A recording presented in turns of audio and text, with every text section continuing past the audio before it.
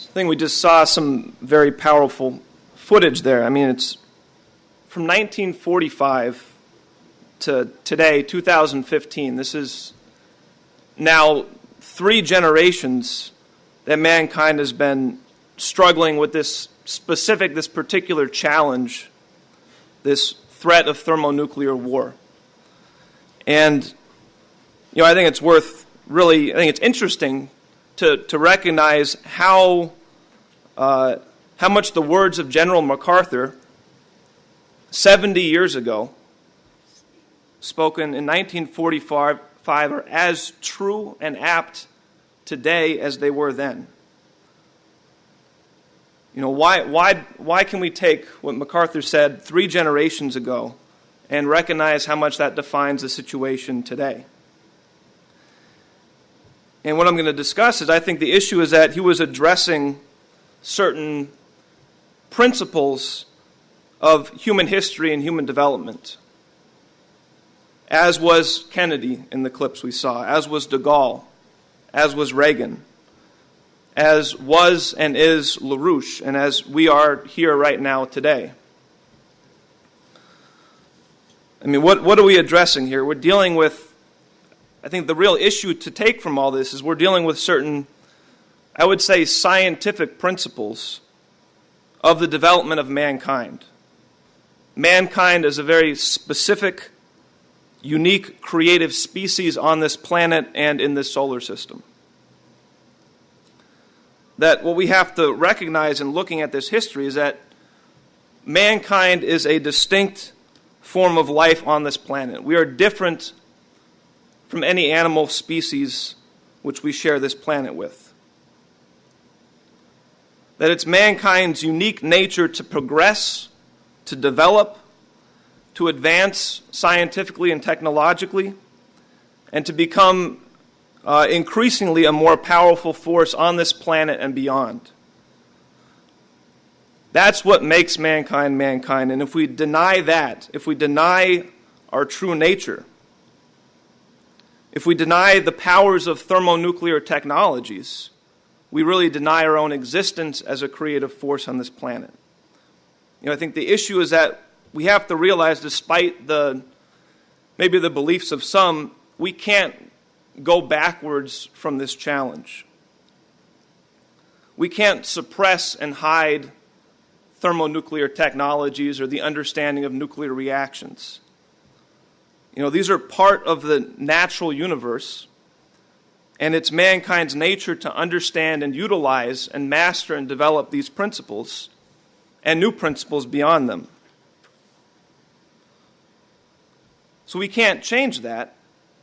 What we have to change, as has been discussed here today, is this system of empire and oligarchy, which is the leading cause of conflict. As we're discussing here today, as we're facing right now in the world, and as was cited over a 70-year history, this phenomenon of general warfare, and more importantly, the underlying factors which behind general warfare and drive towards general warfare, at this point have to be eliminated. Because if those factors are not eliminated, then mankind will eliminate himself.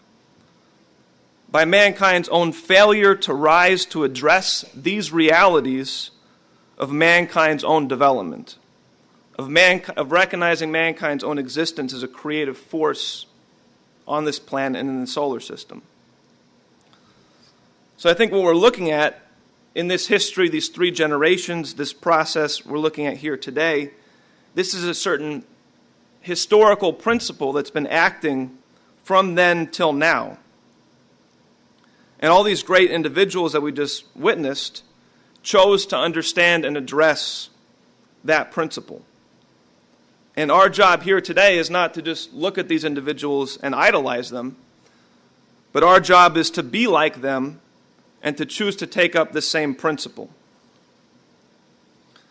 And today this principle is expressed in space, in mankind's future relationship to the solar system, as China is now leading the way with their effort to rapidly develop their space program. But to get at that, I'd like to trace some of the recent history of this principle. From what we saw with Mr. LaRouche's collaboration with Reagan in creating the SDI, the Strategic Defense Initiative, as an effort for a war avoidance policy based on eliminating the threat of thermonuclear weapons by a joint collaboration between the United States and at that time the Soviet Union in developing new technologies which would eliminate the threat of thermonuclear weapons. From the SDI of that period up through the more recent proposal for an SDE, a proposal for a strategic defense of Earth as a joint U.S.-Russian program to defend the planet from both the threat of thermonuclear weapons but also the threat of asteroids and comets. And as will be clear in a second, there is a very deep and clear historical connection between this SDI program proposal and this issue of asteroid defense, planetary defense, because it expresses this same principle. Now, just to set up some of the history, it was really only in the early 1990s that individuals in NASA and leading scientists at the U.S. nuclear labs, the national labs, people like Dr. Edward Teller and others, began to put a serious focus on this issue of the threat of asteroids and comets. And it was in 1993 that there was a rather interesting conference held in Arice, Italy, held by an organization known as the World Federation of Scientists, which annually holds conferences on planetary emergencies. And in 1993, they dedicated an entire event to this subject of dealing with the threat of a collision of an asteroid or a comet with the Earth. Now, this Arice seminar, this conference on planetary emergencies, featured leaders from the Russian nuclear labs, the Russian defense establishment, along with their counterparts, their collaborators from the U.S. national labs, including Dr. Edward Teller. These are the same institutions that were involved in the SDI program a decade earlier. And this 1993 seminar on asteroid defense was exactly 10 years after a famous 1983 seminar in Arice, Italy, on planetary emergencies, which focused on the SDI, which brought together at that time leading scientists in the U.S. and the Soviet Union to focus on this issue of beam defense to eliminate the threat of thermonuclear weapons, taking up what we just heard Reagan put on the table before the nation earlier in 1983. So there's a direct continuity from what we witness here in dealing with this challenge to overcome this threat of thermonuclear weapons to taking this issue further to defend the entire planet from the threat of asteroids and comets. Now, following this conference in Italy in 1993, in 1994, the process was continued, and a delegation of leading American scientists went to Russia to meet again with the Russian counterparts in basically Russia's equivalent of Lawrence Livermore, their nuclear lab, what used to be a secret science city, ironically in Chelyabinsk, Russia, which was then hit by an asteroid 2 years ago. So that was in 94. In 95, the next year, the process was continued in a similar event held at the U.S. National Lab at Lawrence Livermore, where the same Russian and American scientists continued this dialogue. And the subject of all these seminars and workshops was the defense of Earth from this threat of asteroids and comets, including focusing on the critical role of thermonuclear technologies, thermonuclear explosives, as a critical element to be able to defend the Earth from asteroids, comets, these dangers from the solar system. So you had this process continuing, this realization that to deal with the threats that challenge all of the nations of the planet, Russia and the United States, there has to be a collaboration in these efforts.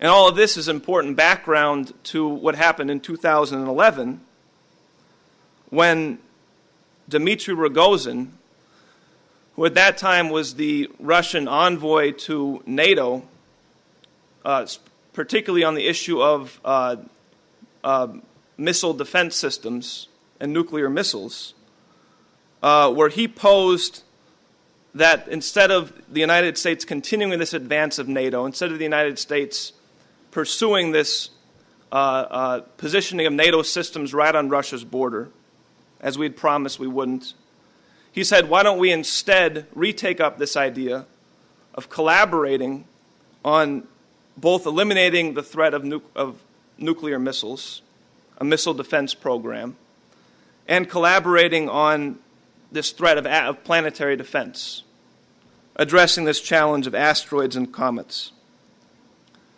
The same principle as the SDI, really the same principle going back to MacArthur. Now, as we've taken some time, and as we know today, so this was in 2011. The United States didn't do this. We followed the policy of Wall Street and London. We continued the advance of NATO onto Russia's borders. We've run a regime change operation in Ukraine. We've been following the path of folly that MacArthur warned of 70 years ago. And we're at the point now where this has to stop, or civilization is going to cease to exist. The principle of the issue is today the same as it was in 1945. And what we need is a new idea. As Dr. Teller said, speaking of the SDI, we need a policy of collaboration that's focused on these larger issues, what Dr. Teller called the common aims of mankind, the common challenges that threaten mankind as a whole. So here we are today. It's almost exactly 2 years to the day since this asteroid exploded over Russia, over Chelyabinsk, Russia. It was February 15th, 2013, 2 years tomorrow.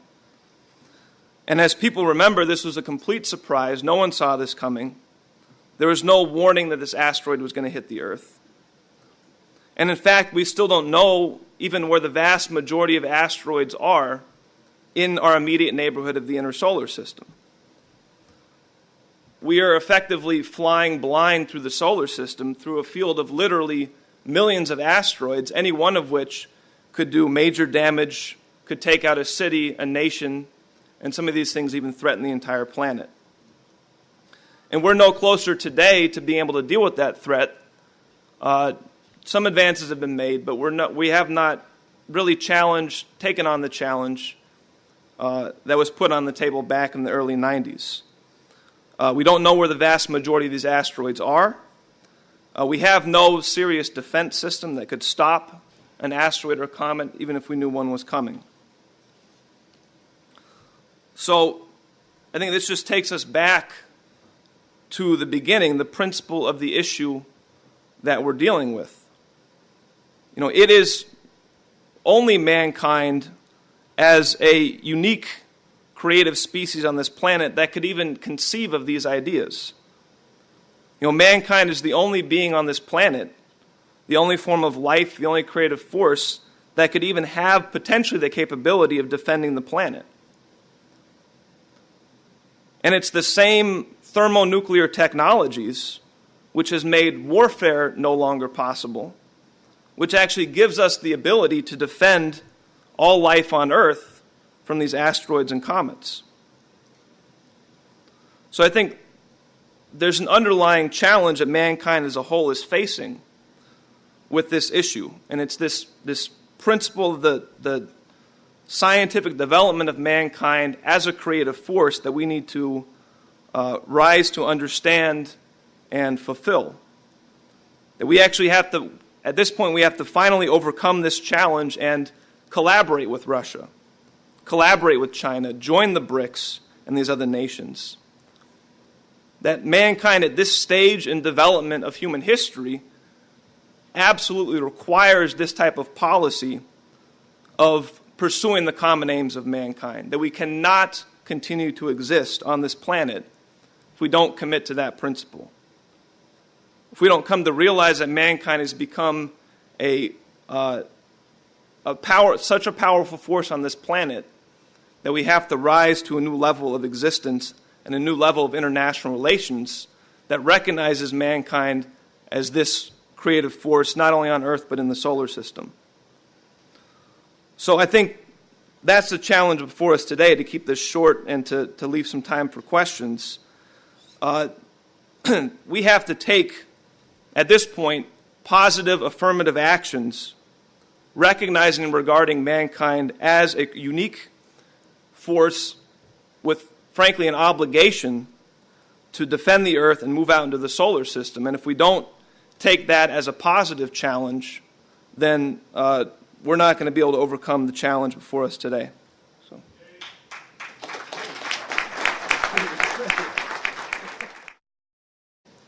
"70 years ago, spoken in 1945, are as true and apt today as they were then."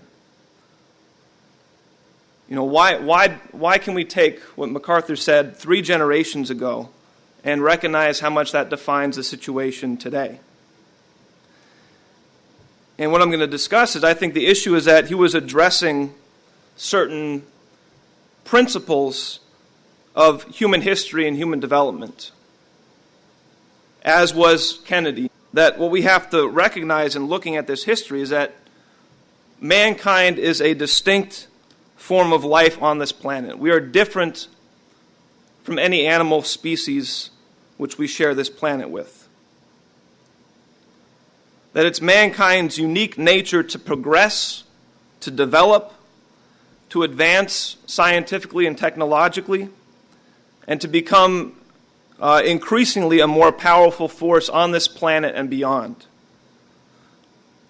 That's what makes mankind mankind. I think we just saw some very powerful footage there. I mean, it's from 1945 to today, 2015. This is now 3 generations that mankind has been struggling with this particular challenge, this threat of thermonuclear war.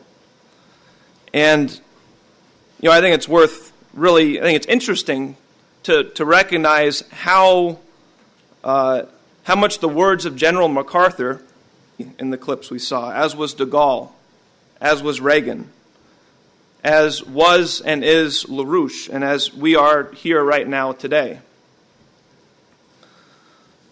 I mean, what are we addressing here? We're dealing with, I think the real issue to take from all this is we're dealing with certain, I would say, scientific principles of the development of mankind. Mankind is a very specific, unique, creative species on this planet and in this solar system. And if we deny that, if we deny our true nature, if we deny the powers of thermonuclear technologies, we really deny our own existence as a creative force on this planet. You know, I think the issue is that we have to realize, despite maybe the beliefs of some, we can't go backwards from this challenge. We can't suppress and hide thermonuclear technologies or the understanding of nuclear reactions. You know, these are part of the